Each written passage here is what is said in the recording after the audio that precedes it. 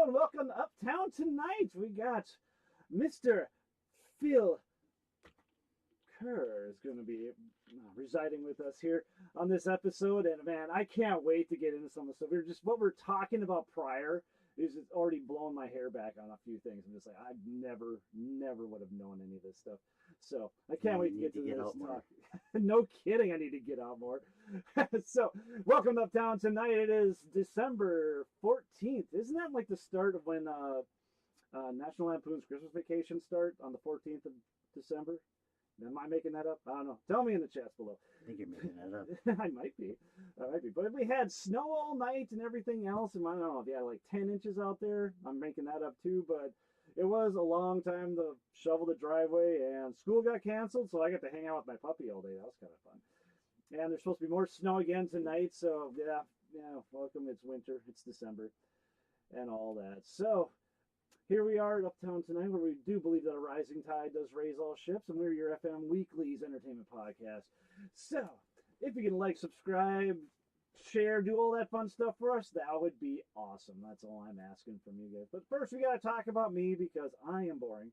And, oh, that's right, we have our Uptown t-shirts. We do have merch out there now, so we're not playing again, at least publicly for the rest of this year, so it won't be until next year. I think we're at the windbreak right away in January. You can find us there and get your Uptown swag. And there's old ZV Keys. He doesn't look like that anymore, but I always got to put that picture up just because I love it. And then we got Cito right there. He's hanging on to old Junior. Junior helps us sell our Uptown swag right there off the stages, so you can come by and say hi to Junior as well. And then you have to support our troops. It even says support our troops. My son being in the Army, in the military, and all that. Firmly believe that we should be doing that type of thing. And then last weekend we played at the Windbreak Ladies' Night. It was a fun night. People were on the dance floor the entire time. Is that your setup there? It was great. Yeah, that's my setup. And good old Butter had all the lights on there. It looked really cool. Yeah, so I cool. had to get a photo of that.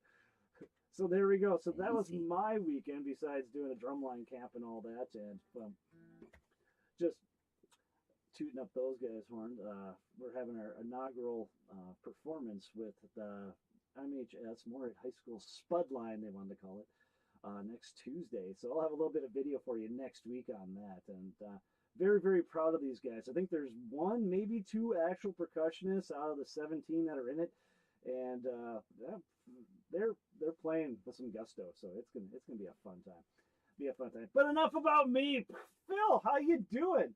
Good, and not 17 drummers good, but they make a lot of racket, I'll tell you that much. Sounds like it. They're definitely.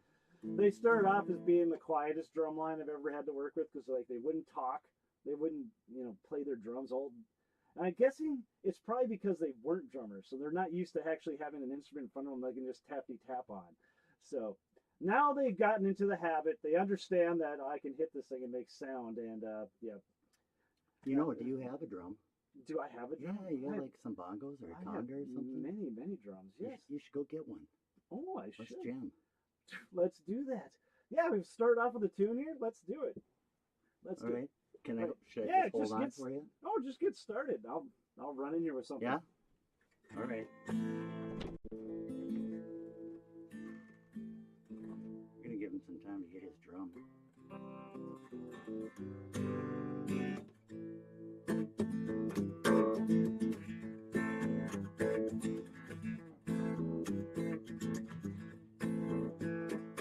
My father was a farmer, mechanic engineer, inventor and a smithy, man of breed, God's fear, a hunter and fighter, even though his own airplane.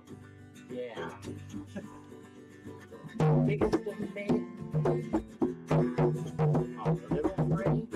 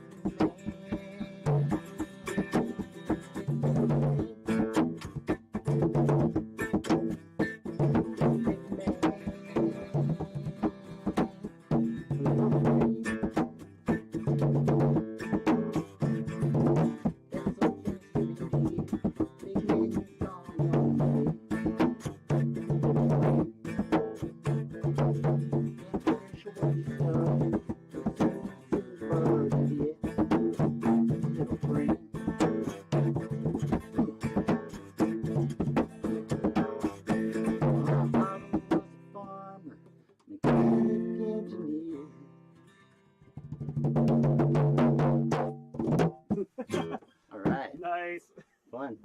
Thanks, man. That was the first time I've ever done that on stream. That's really awesome. Thanks, Phil. Well, yeah, you're very welcome. Thanks for having me. Definitely having I'm not exactly sure why you'd want to have me here. But... Oh my gosh, why would everybody knows you, Phil? They do. So we got to come and get your story. So what is your story, Phil? Where'd you come from? Where did all this start from? I brought pictures. Oh yeah, you did. You just go straight into the photos? You want to talk about music, right? Well, yeah, whatever. Let's talk about you. Well, whatever you're into. Young farm kid, moved to the big city of Fargo when I was about 7 years old, and there's one picture on there where I'm sitting in front of this bus. Okay. And maybe you can't find the picture, but let's take a look. It's got a number on it. I think I put them in order even. Is that it right there? That's the one. Nice. So that's probably about 1972 or something. But my brothers were playing, and they're all quite a bit older than I am. I was kind of a tag along. So I got a gear lust early because they always had their instruments and that kind of thing around, and they were playing in the band. And my dad was real supportive and like probably put together that bus for him. I don't know if he did the paint job, but he definitely outfitted him with the bus and whatnot. But anyway. Well, that's cool. How much older are they? They would have to be upper teenage at least? Yeah. At minimum? Then they were like probably 18 to 21, somewhere in there. Oh, wow. And so how old were you in this photo then? Probably about 9 or something. Ah, gotcha. Mm-hmm. And that is taken here in Moorhead. And you can't tell, but it's right behind where the old bar, the Blaze, no, not the Blazer. It's right on the other side, not far from here. But anyway, I digress, I guess. So I haven't even heard of the Blazer. Blazer. No, it's all good. It's all good. The only thing I know is like Kirby's and then Ralph's Corner, and those are gone now. Yeah, Kirby's. Yep. So there's my first, well, not the first gig, but one of the very, very first gigs in the first band, and there's a picture of that too, is my first gig at Kirby's. Your very first gig was at Kirby's? No, but okay, my first gig at Kirby's. Oh, you got your first gig at Kirby's in here. Yeah. What's the name of this band that your brothers are in or doing? That was the Red Coat Soul Company. Red Coat Soul Company. Yeah. Yeah, and they had other players, that were Fargo guys in that band. I remember meeting Dean Keller when I was probably still on the farm, so maybe like 6 years old or something. He was a Fargo drummer. Yeah, I know Dean. At least I knew Dean very well. He passed away, sadly. Yeah, exactly.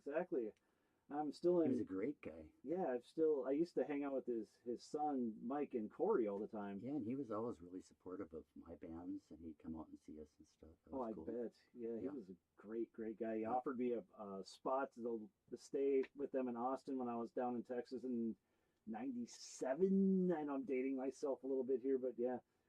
I was basically thinking about coming back up here because I ran out of money going to school down there, and they're just like, "Well, we got a room for you here in Austin," and stupidly I didn't take it. I think stupidly now, just looking back at it, but now I guess I wouldn't have the trip that I've gone on. At least, yeah, it's strange where life takes you. but My brothers were friends with a lot of the musicians that were in town, that I got to meet when I was a kid. A lot of them like, oh geez, Ron Kerber, Meryl Pepcorn, and just a bunch of these players that my brothers were hanging around, recording guys. Nice. So and I remember going into a studio with my brother Dan when he was doing some work. So that was fun because that was the first time I had seen a guy named David Hanson, I think, and another really good songwriter named Jack Sunrud that's been in Nashville for years. Isn't it crazy? It's kind of fun. Yeah, the trips that you take through life. And I don't know if that was Friendship Studios. I think that maybe was what it was called. Where was that at? It was like a, I was pretty young, so I wasn't driving it, but I would say there was downtown in the area, maybe like 4th Avenue North and between 10th Street and University or something. Oh, right in that area, yeah. Yeah. Okay. Yeah, I think it was in a building that became the Rock Shop, and honestly, I don't know if that building still stands. The Rock Shop, I know where that's at. Yeah. And it wasn't a rock and roll shop. It was like a rock shop. Yeah. I didn't shop there a lot.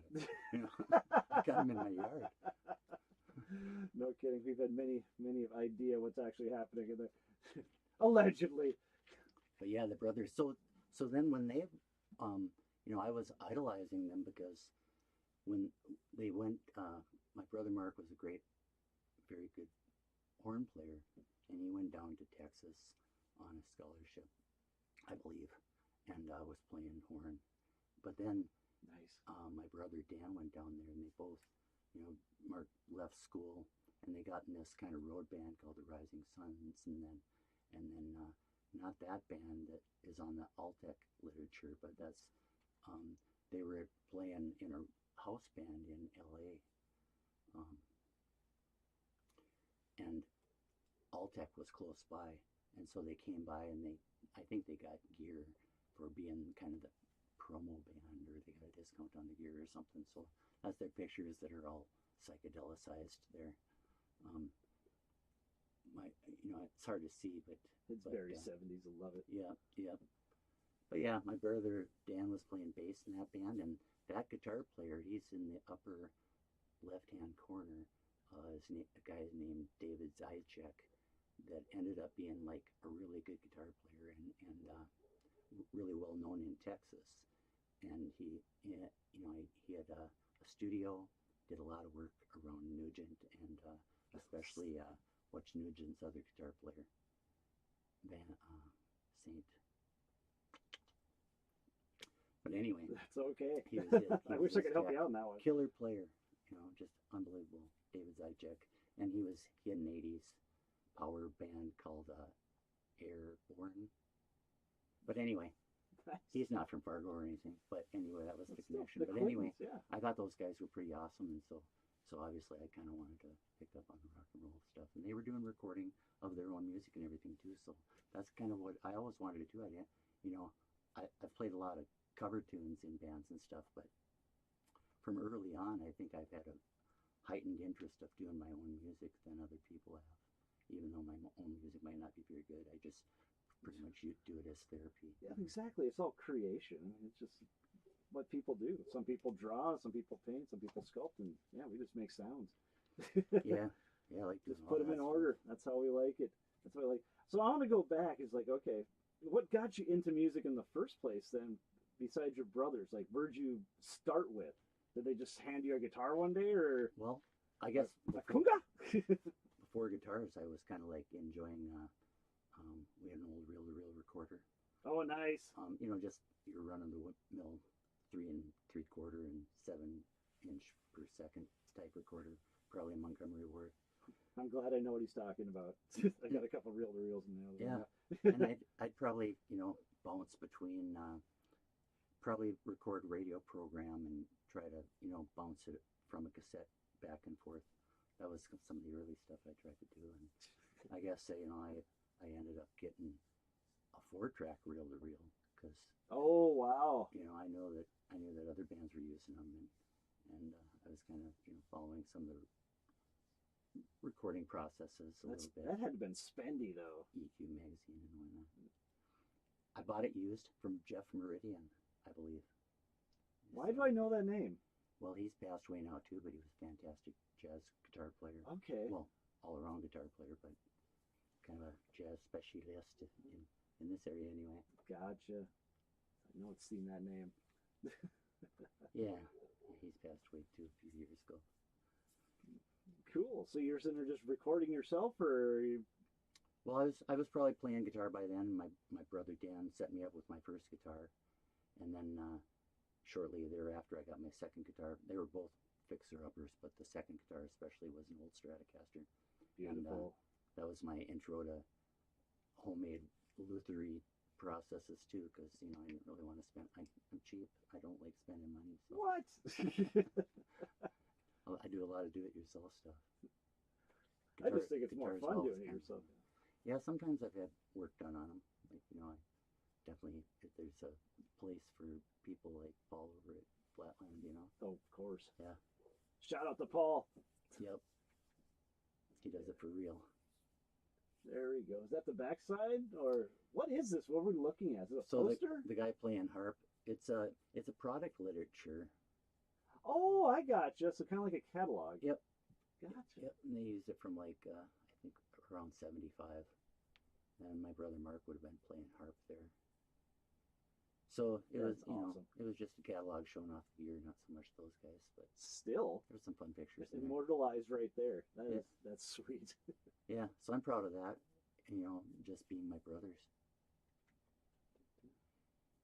And that was that gear that I remember being in my mom's basement quite often. So those big old sound of the theater, voice of the theater speakers from Old Tech Lansing.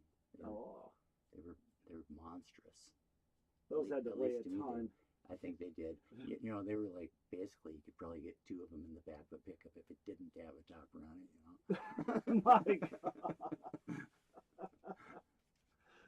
That is awesome. Now, hey, that's the first band there. That's Cardiac. That's your first band you performed with. Yep, and there was a couple, versions of it, because, there was a guy named John Zabriskie was the first bass player, I think. Okay.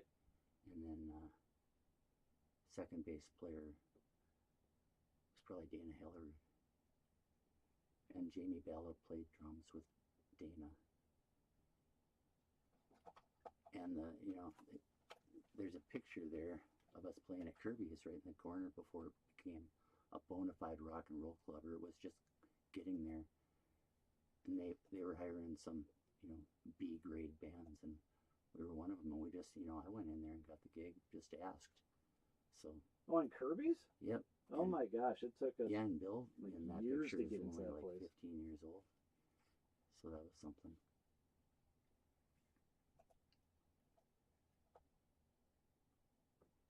So who made the drawing? That would have been me. Yeah. Well, that's good. Like I said, I was just looking at that. I'm just yourself. thinking about like nowadays, where everyone just kind of grabs stuff off the We were so internet proud. and just kind of like morphs it together into something with Photoshop and everything else. And you have to remember back in the real days when people were actually making the music. Yeah, we were pretty pumped about it. We had jackets made and everything. That is awesome. Do you still have one of those? No. Oh man, that would have been it deteriorated. Still, that would have been so cool. Spontaneous combustion. That would have been so cool. So there's Bill McDonald. He was like 15 years old. So I was 3 years older than Bill, and I wasn't playing guitar on that tune evidently. And the drummer, I'm not exactly sure. It might have been a guy named Reagan Haroff, who I don't know what happened to him. Where is Kirby's is that? That's Kirby's. Is that Kirby's? That's Kirby's in the Oh corner. my. There was a little corner stage before they built that one that went all the way across that room. I did They not know modified that. it. Yeah, that would have been I think it was about 1980. Okay.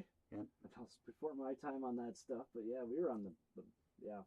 Well, I don't know if you call it the big stage, but yeah, it was when I went across. Before that, they had that small corner stage, and I think when we went in there, they were just kind of coming out of the era of maybe having some smaller country bands or maybe even polka bands or something in the corner. I don't know. The Oompa bands? I was just becoming of drinking age then, so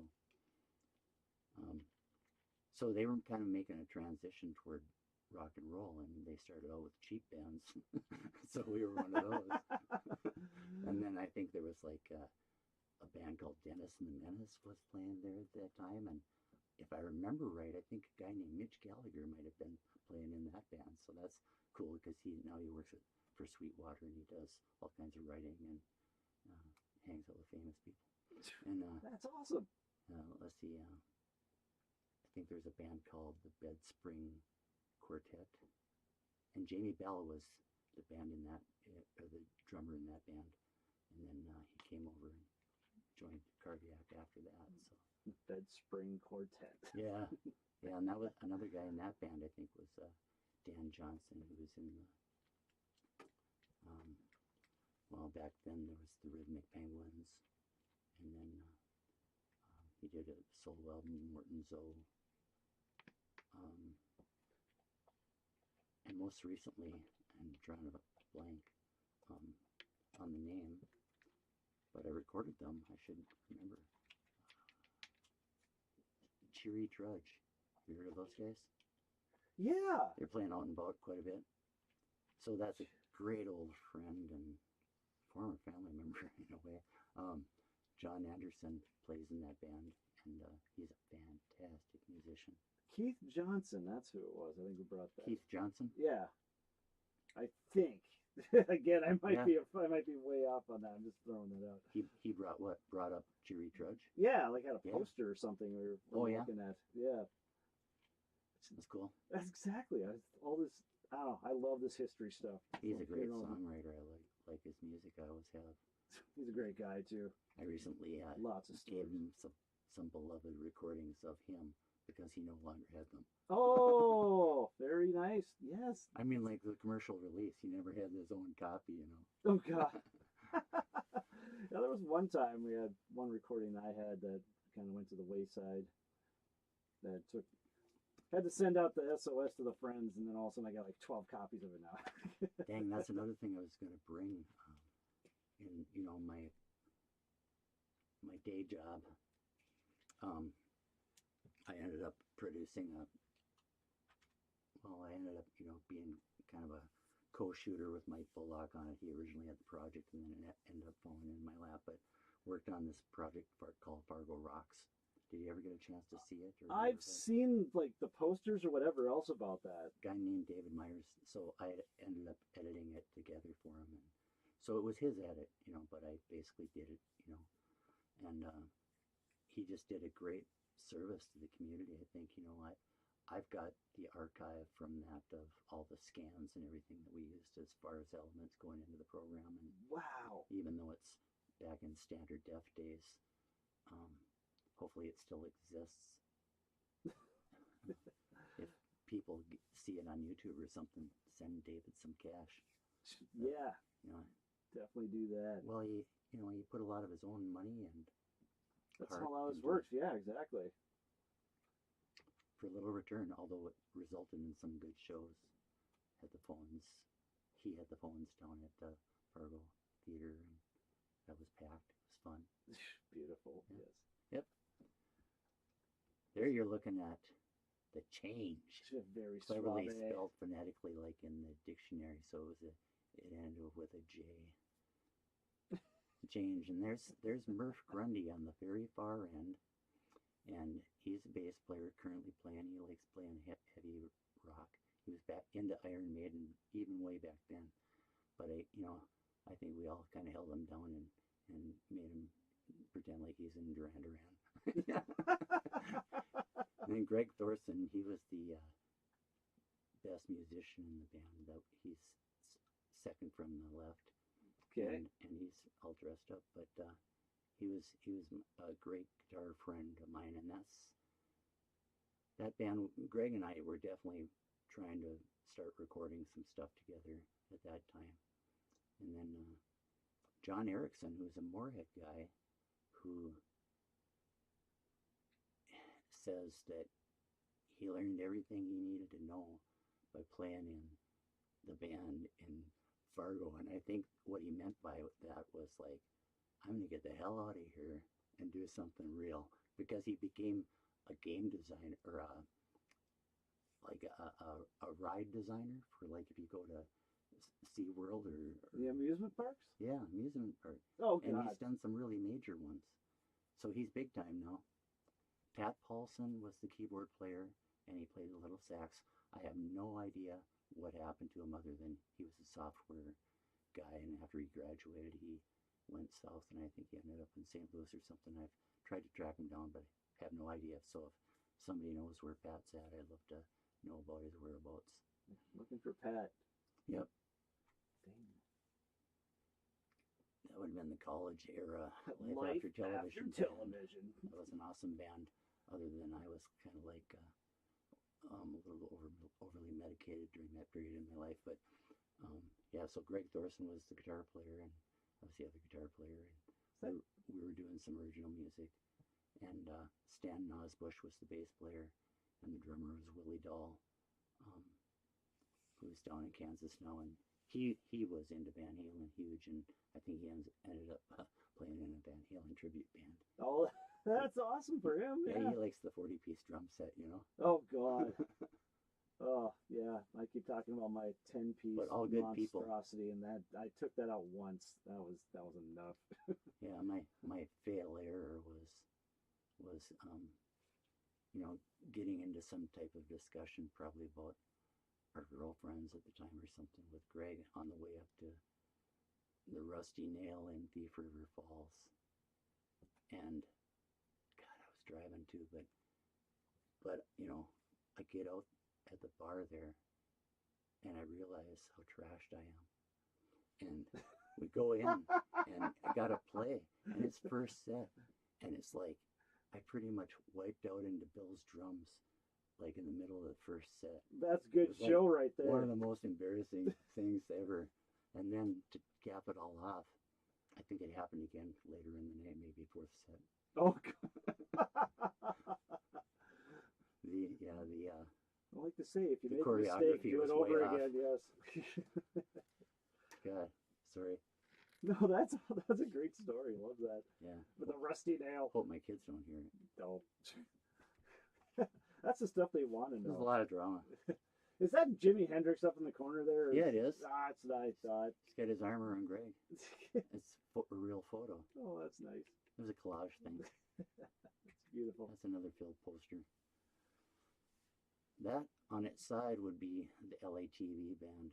So that same band, except for Greg Thorson was swapped out with John Anderson playing guitar. So what would be the big difference? Is the Life After Television a little more originals, or it's just the same thing, just lost a member? Yeah, I think Greg got married or something. Oh, okay. Yeah, that sometimes takes him out of the equation. Yeah. Can't remember exactly why. It might have been me. Highly doubt that, Phil. Highly doubt that.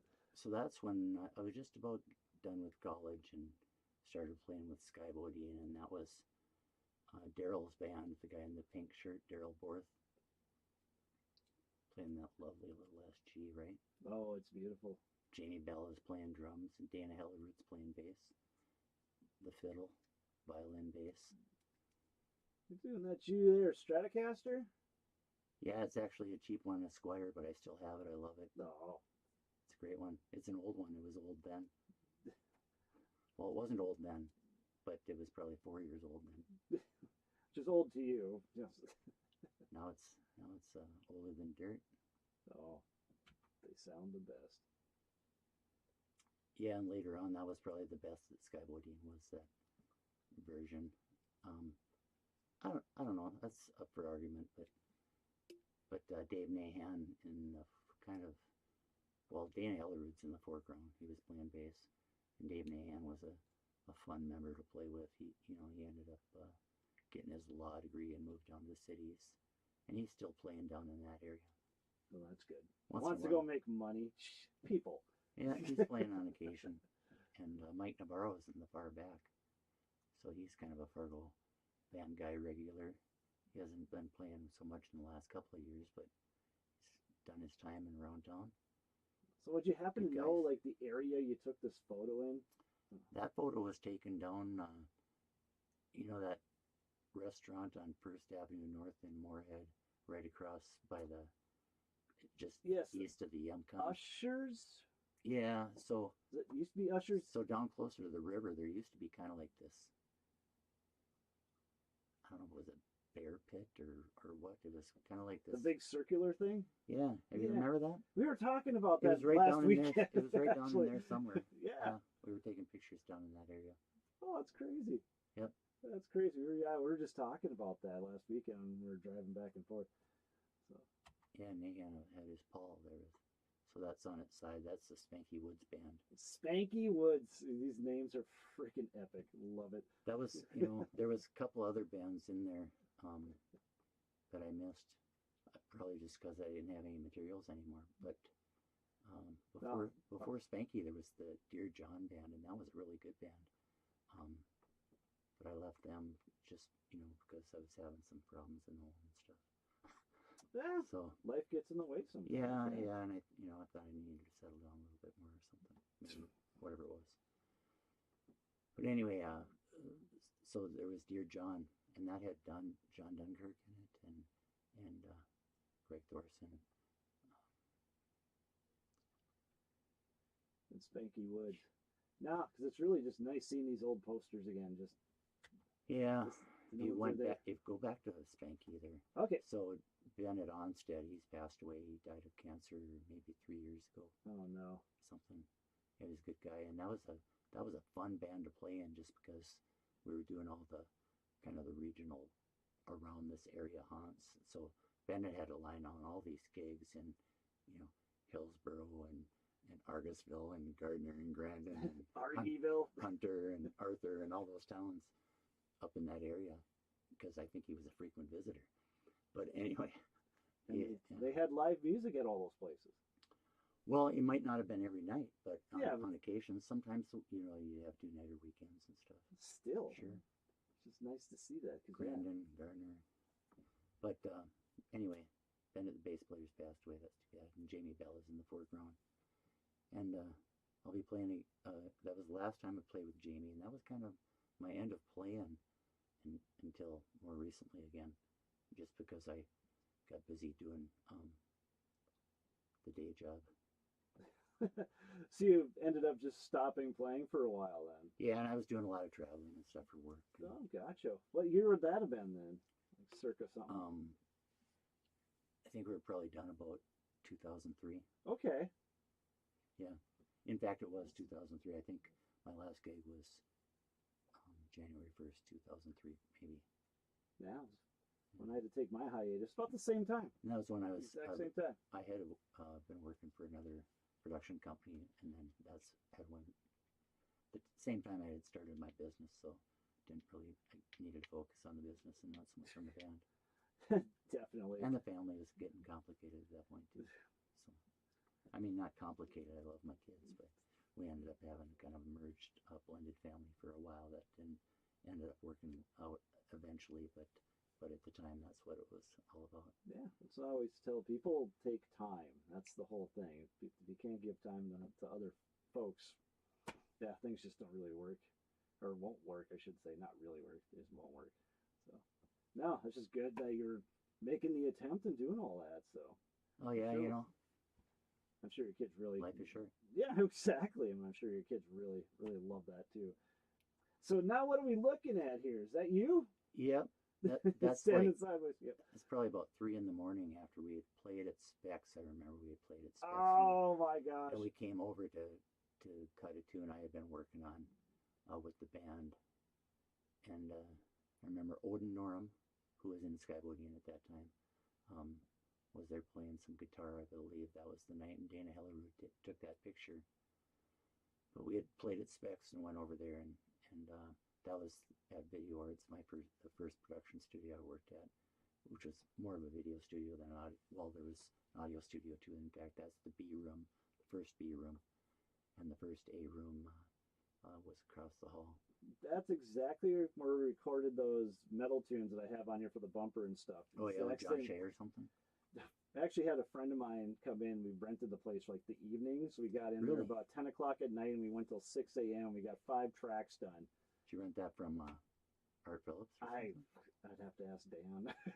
So he was the one doing all that. That was before the studio got remodeled. Then we got new studios that was a great experience for me. I got in on learning a lot from a world-class studio designer. I don't know if you knew that, but those rooms over at Video Arts were designed by a guy named Walter Stork.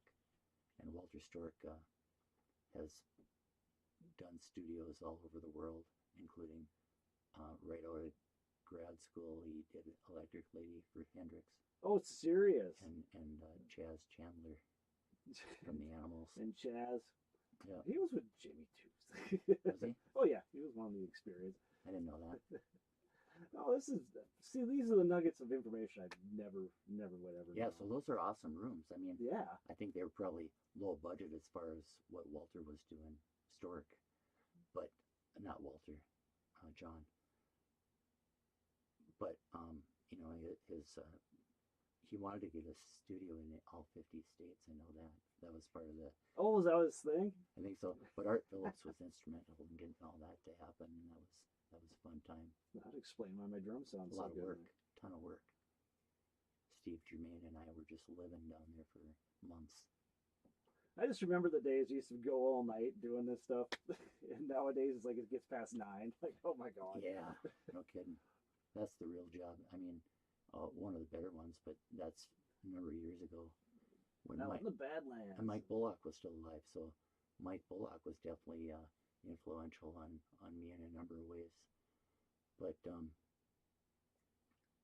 he was Mike and the Monsters and Michael James Band. And oh, there we go. It's just like I know this name too. There, he's that also makes sense. passed away now, but he was key grip on that shoot, which was probably for North Dakota Tourism. Yeah, it was North Dakota Tourism out in the Badlands. Now, can you explain to my ignorant butt what a grip actually does? The best explanation I got is they climb up into the rafters and they don't come down to the ground. No, a grip and a gaffer are more location work guys than you're thinking about a rigger. I don't know. It's just what someone said one time. But Bullock would do all those things, but and I think he also had an electrician's license. I believe that to be a gaffer, you should have an electrician's license. Okay. So you can tie in directly for large lighting instruments, which aren't really in play anymore. Back then, they still were. But so Mike had those credentials, and his cousin Greg Wang is probably pushing that dolly. They were great guys to work with, and Mike was such a musical guy, and I got a lot of time on the road with him, and hearing some of his tales and all the bands that he was in through the years, like not the original Uglies, but maybe the Uglier Than Ever or the Unbelievable Uglies, or somebody will know, if they're paying attention. Yeah, out there, put it in the comments down there. The Uglies, or what version he was in? Yeah, what version? It would have been one of the later ones, because the original ones had Mike Prentice and Hoffman in it. But those guys were so good. So what production was this for? What's going on? That would have been TV commercials for North Dakota Tourism. Oh, really? So we probably, nice. That's the deal about North Dakota Tourism, though. You really don't see those commercials here. I never thought of that. Yeah, you're absolutely correct. I'd go to Germany to see them. Germany to see North Dakota. I wonder if that works. It has to. We get a lot of German, tourists. Yeah. I would have to go see the Badlands and all that. I know I'm German. That's down in Belize, doing sound on for a video project for, I think it was a show that ran on PBS called Wild Chronicles. It was produced by a lady from DL named Erica Johnson, and I think the shooter was a Minneapolis guy named Greg Stever. But that was a pretty awesome trip. Left my glasses in that river on the way out, so the last interview I wasn't really able to see the guy that we were doing, who was really like a Central America hot guitar player, and it's like we were interviewing him, and I didn't even really get to see what he looked like. Oh my gosh. How do you get jobs like that then? They just find you, or? Well, it's all kind of word of mouth and who you've been working with, and I mean, I would have met Erica from another film shooter from DL named Tom Dollefson, who had worked at Video Arts, and at that point I was running my own company called Blue Sky Video Production. So I grew that to 4 people, and then we all went to work when they bought my gear and my client list, and I moved over to Media Productions and / Flint or whatever. Super Studio now is what it's called, but I was never really a super studio guy. Huh. No, it's healthy. I like that. That was kind of how it all progressed and where we got now. So after Media Productions, then I've been freelance again, and I'm still doing location sound where I can get it, and a lot of times it is just people call up from there's places like Crew Connection and Assignment Desk that they just have somebody coming through town and they need a sound guy, or they need a grip, or a PA if you want to work for the low dollar. You could just go get people coffee and stuff. So yeah, that's kind of okay. I enjoy it. I've gotten to go a lot of places and meet a lot of cool people through it. So obviously, I got to know so many people when I was working at Video Arts that when I was doing my own company, and it was kind of at the beginning of the era where cameras were getting small and light and relatively inexpensive. The desktop revolution was happening. You had programs like Final Cut Pro were just coming onto the market. So I kind of took advantage of that and thought, well, I can make the same video or a very comparable video, maybe with 80% of the quality for 25% of the price type thing. So that's what Blue Sky Video was all about. And it worked out for me. It was fun. The good old days. Must have been. So yeah, and this is... And we just got asked about this. The guitar show. Awesome. Right here from Chris Autumn. Wow. Asking about, is there going to be another guitar show this year? Yes, there is. Funny she should ask. There you go, Chris. You heard it here first. She's an excellent person. Yes. We all love Chris. Yeah. Yeah, you got to backtrack and watch her episode. It's riveting. Oh, it is. It's great. It is. All axes. So it's a guitar show. So we invite people to bring their guitars and put them on display. They got to stay there all day. And then there's voting. And, there'll be a best of show. There'll be a best acoustic. There'll be a best electric. There'll be the best semi-hollow body or hollow body electric. And I'm missing a couple. Best art guitar. I think we got 10 awards that, are pretty much printed on copy paper, but they mean a lot to me. Yeah, so I was watching the video that you had, at least like the commercial of it, and to me it was just like, oh man, it's like a car show except with guitars, or a motorcycle show with guitars. And along with that, there's, I don't know if you can call them vendor tables, but yeah, you can get a table, you can put your guitars on there or your music junk, and you can sell it that day, or maybe your swap shop. Yep. Maybe your Guitar Center or Guitar Center would be new this year if they come on board. But I'm hoping Flatland will be there again. They've been there in the past. Awesome. Yes. Gruber Guitars. He makes guitars. And, that's right. Yep. And does things. There's Vintage Voltage out of Fergus Falls. They make amplifiers. They're They're out of Fergus Falls. Okay, so I've seen them around. I just never knew where they came from. Yeah, he's making world-class amplifiers. That's awesome. I think he even blueprinted one of Eddie Van Halen's studio amps. They had a third gain stage built into this amplifier, so he had it at his place, and I'm just smiling. They got to schematic it out for whoever owns it. That's pretty cool. That is cool. So now he's building those probably. They're monster amps. Way too big for me. But just too much power to them, or just too heavy? I don't want to carry that heavy stuff. That's me with the drums too. Is it? Keep peeling things off left and right. Is this your main kit right here? That should be. I wish that could be. And who do we got here? Looks like Jerry Garcia. That's a video shoot, and the picture's all screwed up, so it's turned sideways. That does look like Jerry Garcia, and that's another important guy to me, is Tom Tollefson. I was his sound guy and second camera guy for quite a few years, and he taught me everything I need to know about lighting and great client skills and that kind of thing. I was his Sherpa. Nice. And there we are. Yeah, that's a more recent picture where you pulled that off my Facebook profile. I did, because it's so good. You had the whole 3 different color schemes going on. You're centered right in there. That was a shoot that was going on for Farm Rescue. Oh, nice. Well, no, it wasn't for Farm Rescue. Okay. Well, maybe it was, but it was a Salt Lake City production company, so they just needed a sound guy. They had their own camera guy, and they're still photographer, or maybe he might have even been like their art director or something. He took that picture and doctored it or whatever he did to give it all that contrasty stuff. But yeah, that was a day. The storm was rolling in. Because I do a lot of metal detecting, at least I used to.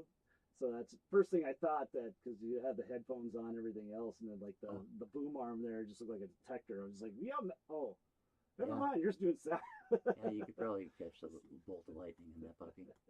Carbon fiber pull though, so I'm safe. All right, well, we got to get to our weekly report here, so right. I'm going to leave you with this. We got a movie coming on up here. What inspired this movie and everything else? So we'll play you the little teaser part of the trailer of the movie, and then we'll have Phil talk all about it right after this. So see you now. We miss you, man.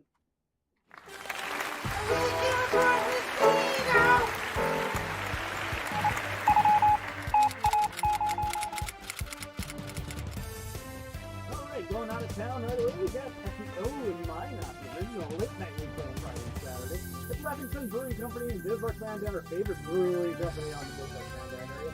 There's Dominic and Cummings on Thursday. Sweaty Tones on Friday, Mooncast Hit the Station Saturday, and then Galen Open Jazz Quartet next Tuesday the 20th. So better check that out. In Cattleman's in Lisbon, we have Whiskey Creek going to be out hitting the stage on Saturday. Now we're going downtown. Dempsey's open mic with Gina Powers on Thursday, and Coachine on Friday. Yeah, 16th Aquarium. We have this usually the greatest names down there. We have Mall, Careful Days, Torment, Pursuit on Friday, and then on Saturday, looks like a DJ night. Flamingo and DJ Weekend on DJ, and Josh Melby getting the stage on Saturday. At the VFW downtown Fargo, we get Walking Phoenix on Friday and Saturday. Still love that name, Walking Phoenix. JC Chumley's October Road Saturday as well. We're going downtown some more. We have Front Street Caffeine. Vinyl and Vino tomorrow night on the 15th, and open mic night with Travis Niebros on Monday. Gotta get to those open nights. A lot of fun, especially with Travis. And the Celery open mic with Marseille Belcher. If you're looking to get your tight 2 minutes in for your stand-up, tonight is the night to do that. You know, you got Kent Watford and Tim Sangle on Friday and Saturday. Some more stand-up for you out in the cellar. Arthur's Barn Silverado on Friday. And this is the last Arthur's Barn for the season, so if you haven't been out there, go and check that out. 42nd Street Delta. We have Kathy Beck in the 42nd Street Jazz Band tomorrow night as well. Lots of good jazz that Monday. Downtown Acoustic Corner. Wednesday, 2 night, we have Aaron Simmons at Murphy's Pub. It's a couple dogs here. A Gentleman and a Scholar at the Roundup Saloon. On tomorrow night, we have Wayne J. McGarth at Midtown Tavern. The Crop Duster Division Family. Jim White at the Sweet Shots. And we're hitting Friday. Friday, we have nothing going on. Did I have it up there? Okay, Saturday on the 17th, we got Michael Pink, Silver Spike, Jimbo Jones from Unplugged, or is Unplugged. That's Troll Lounge, and then we get a paid Fargo. Jim Lake, again, getting some good work in this week at Silver Dollar Flying Pig. Going uptown at Windbreak, we got Deanna Hembley with Tripwire tomorrow night. Primaries on Friday, and Tripwire again on Saturday. Going up to Grand Forks at the Southtown Poorhouse. Semi-Charmed Hero, good friends of ours, Friday 16th, and Primaries on Saturday. Sanctuary, post-traumatic funk syndrome, having to have yourself a funky little Christmas. I think we do that every year. Definitely something cool to go out and check and see. Big horn band. Lots of college professors. Really quality music. Thursday the 15th, Fargo Theater, White Christmas, the movie, is being played next Tuesday the 20th. Oh, I just love that. And then the back at Hanson, we have the Cowboys hitting the stage on Saturday. And that's all we got for you this week. So here, back to Phil. Hey. All right, Phil. So we're going to go through part of... Hey, before we do that, can I just double back on the guitar show for just a second? Oh, certainly. Yes, I just want to say that tentatively going for April 23rd. It'll be a Sunday. April 23rd. Yep, Sunday after all the band guys get their money, they can maybe buy something there. And, I see how you're rolling this. Very smart. Yeah, they have money on Sunday morning if they didn't drink too hard on Saturday anyway. And see, and if I was smart enough, I would have put that little commercial up for you. I completely gapped that out, so I apologize on that one. You could still do it. All right, so we got to, what's this? It's actually the 2019 commercial. 2019. So it's footage from the first show, and it's probably not even footage. It's probably stills. But anyway, the show's going to happen again, and we hope to have a great show. Is that going to be at the TAC again, or? To be determined. Okay, I haven't TBA? contacted them, but if all works out, I'm thinking the TAC. I'm a Moorhead guy. I kind of want to keep it in Moorhead. But and Todd and Kristen are great. The new Armory looks a little bit. Oh, I have yet to be in there. Well, I have to go talk to them because I'm not made of money. And the show.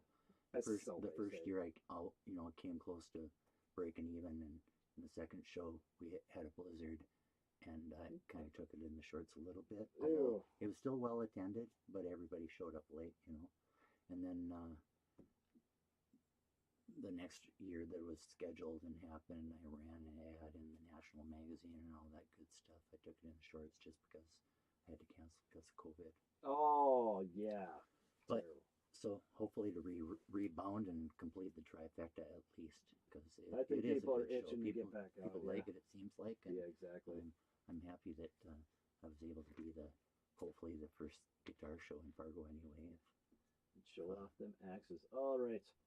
Someday somebody might say, "Who is that Nimrod that did that guitar show?" I highly doubt it. I'm sure there's like 4 people right behind you waiting to take them gauntlet on that one. All right, so let's talk about this movie thing. You got how do you say that? Bohimbled. Bohimbled, okay. So here's a little... Hey, oh my God, Ricky! Keeps life interesting, And the cycle just goes on and on. Hey man, what happens in the band stays in the band. Poorest movies ever produced. But I'm proud of it just because, I was... kind of playing with video stuff and whatnot at the time, and got a lot of. I was leaving the band business kind of. It would have been right before I joined Spanky,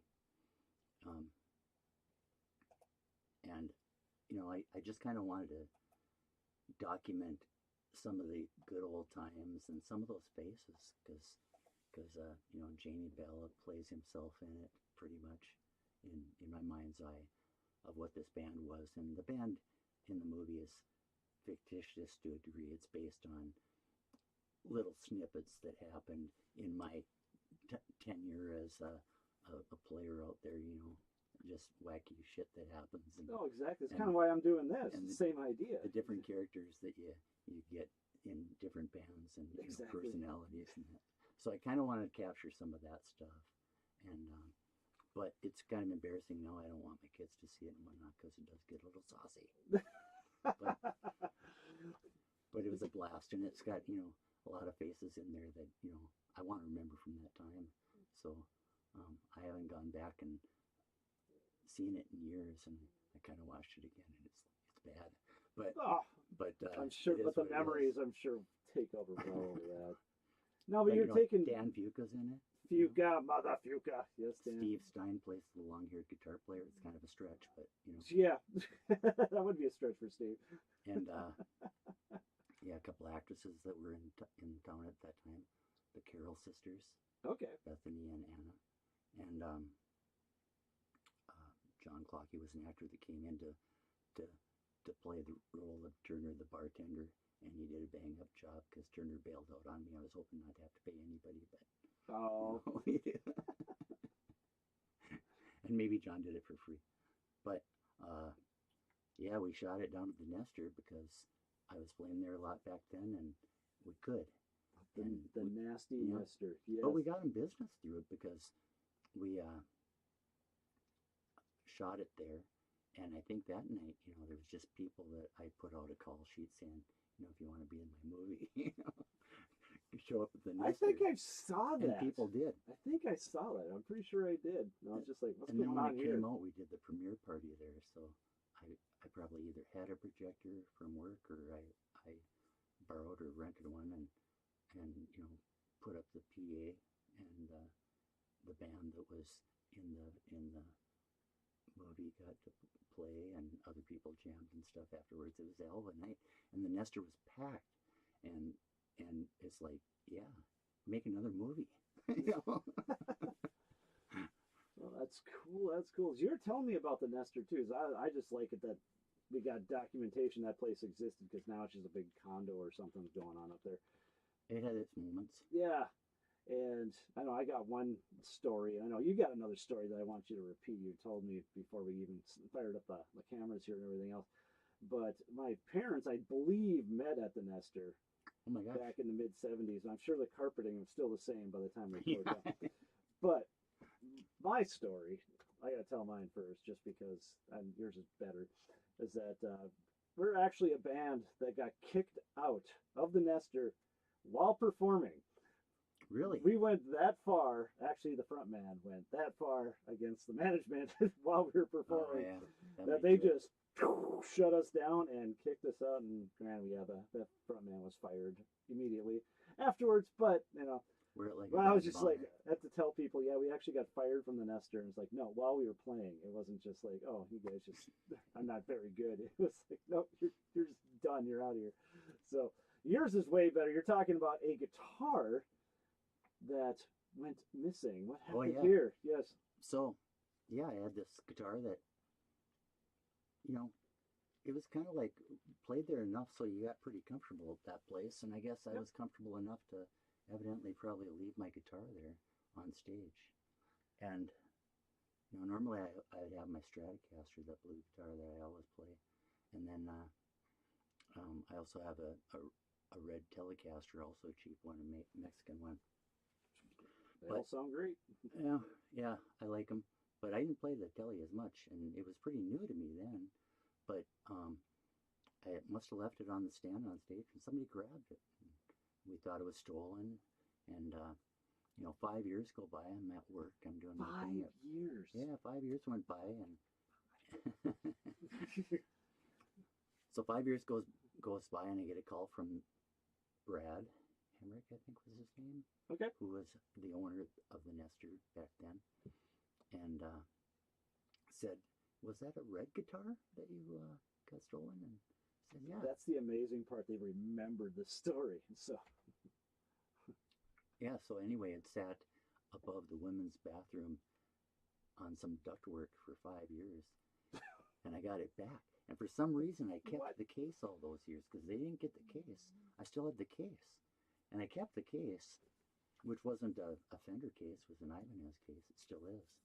And that's awesome. So I kept that case. But anyway, I put that guitar in there, and for years afterwards, you could crack the lid, and it's like, whoa, Nestor. Oh, I bet. Oh my gosh, yeah, that place had. And now it doesn't stink like the Nestor anymore, and I'm kind of sad about it. the things that you miss, weirdness like that. But are you ready for a little juvenile destruction? Yeah. Yes, we got to do this week's Off the Roof. So here, All right. this week's recycled Off the Roof.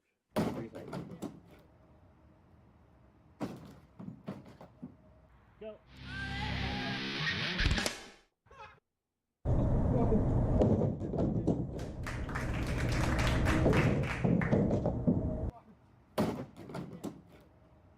It's the most ridiculous thing I found on the side of the road. It's like, this has to go through it.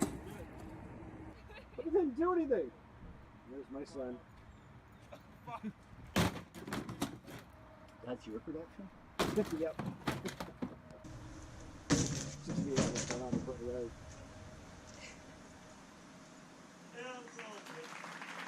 Good stuff. I'm looking for the infamous watermelon one. Because that was a great episode. Yeah, no kidding. We did a review on that. We cut it up. That was perfect game too. You're hired. You'll have to stick around and wait for that. And there's zebras when he was just smaller. But, yep, so there was that, and everyone always asks, like, what's the deal with this off the roof thing? Well, I grew up in this house. I bought it for my dad a million years ago, blah, blah, blah. So far, so forward. Raging parties would happen, and inevitably, someone would be on the roof and be throwing random electronics off just to watch them explode on the driveway. Was that this very house? Yes, this very house. Wow. So basically, You grew just up in this keeping, house? yep, keeping the tradition alive. There's a million people that came through this room and made a lot of noise in here back in the 80s and 90s. So you never really had to move your collection? Oh, I did. I moved around a little bit for a while. Yeah. Yep. But no, we're starting to, yeah, it's starting to take over the house a little bit, but I don't care. Yeah, I know. Yeah. Guys gotta have stuff. Exactly. Stuff's fun. It's like this Apple II right here.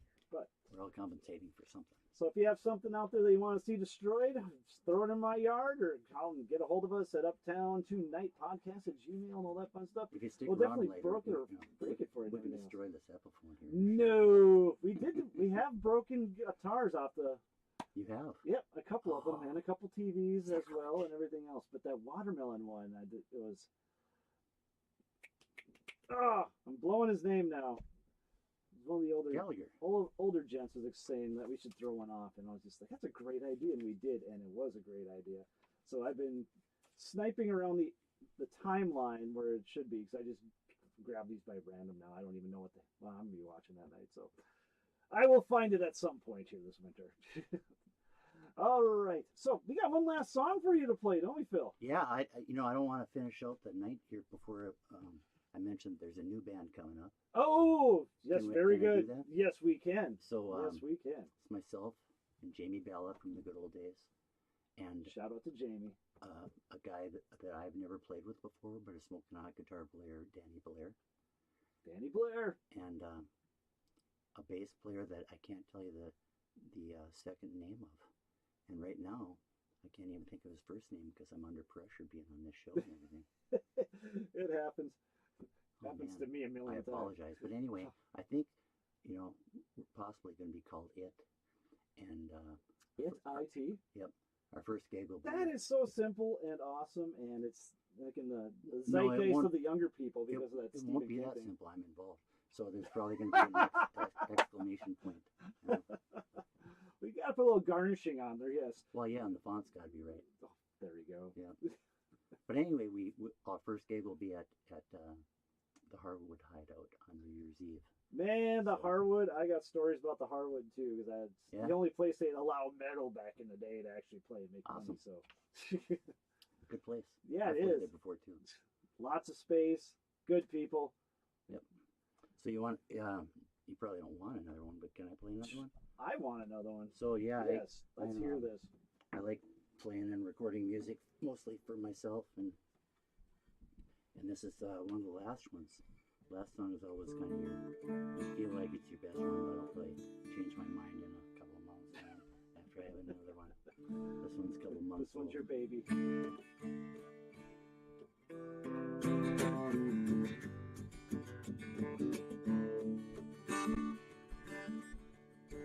It's a song of a young man who went out for a drive, and no one knows if he knows what went down that night.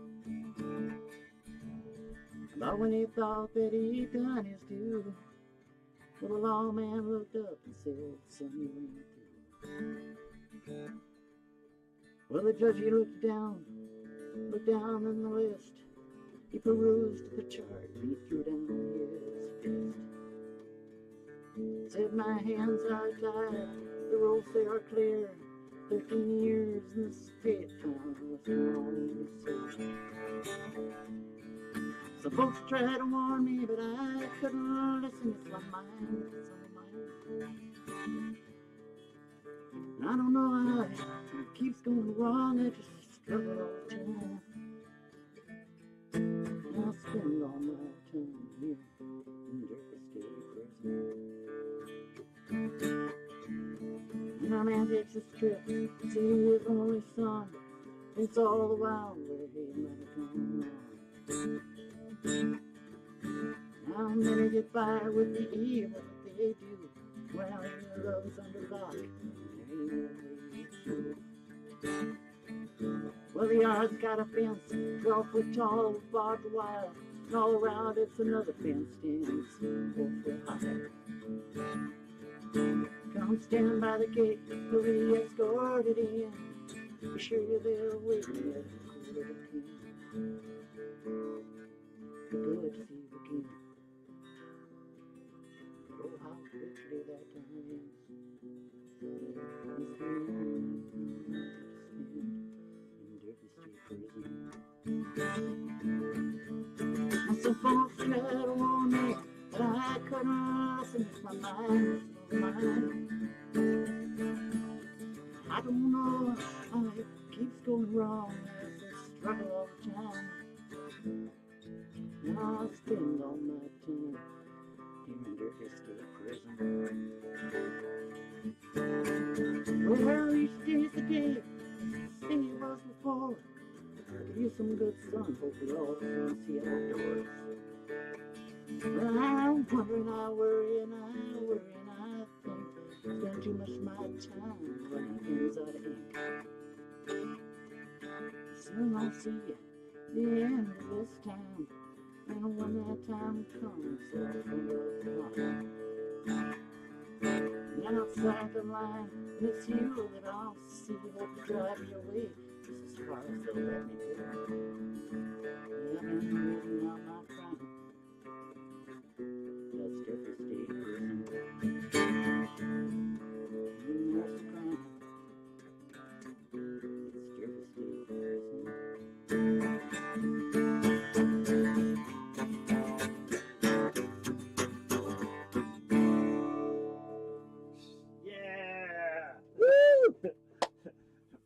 Murphy State Prison? Durfee. Jerfy State Prison. It's a real place. You never want to go there. Oh, there's a story behind this one?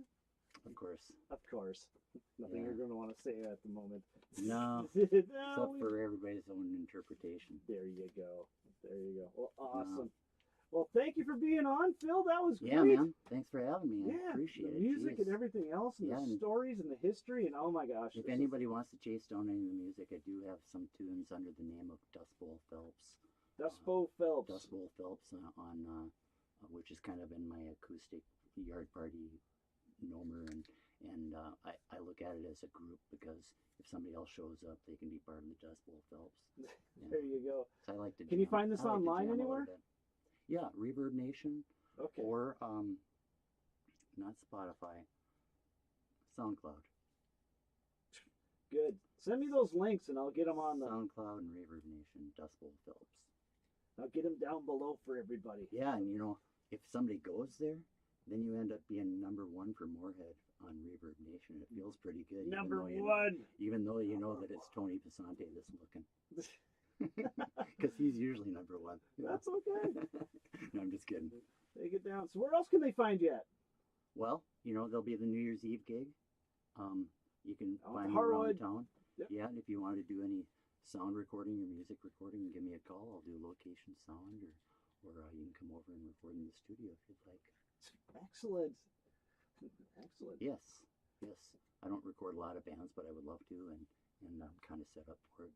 Got a studio grand in the place and a house drum kit, and everybody would probably want to use their own guitars and instruments and that kind of thing. But Guitar players. if you want to come light, there's a couple amps laying around and stuff too. Awesome. All right. Thanks for having me on. Oh, yes. Thank you for being on. Appreciate it. This is great. This is one of my favorites.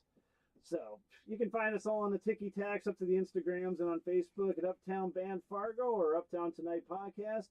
You can also find or get a hold of us at uptownbandfargo.com or uptownbandfargo@gmail or else uptowntonightpodcast@gmail. All that fun stuff. We try to make it easy for you to find us. So if you have any suggestions of people you want to see on the program, or if you just want to be on yourself, we'll definitely take you on with all that. So again, like, subscribe, and all other fun stuff. And remember, if your drummer has more charisma than your front man, your band may be in trouble. That's why my band's doing just fine. So until next time.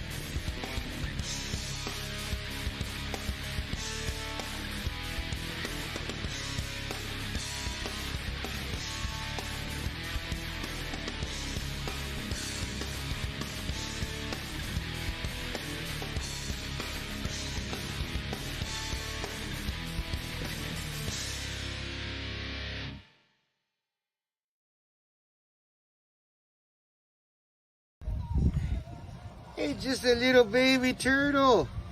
Look at him go.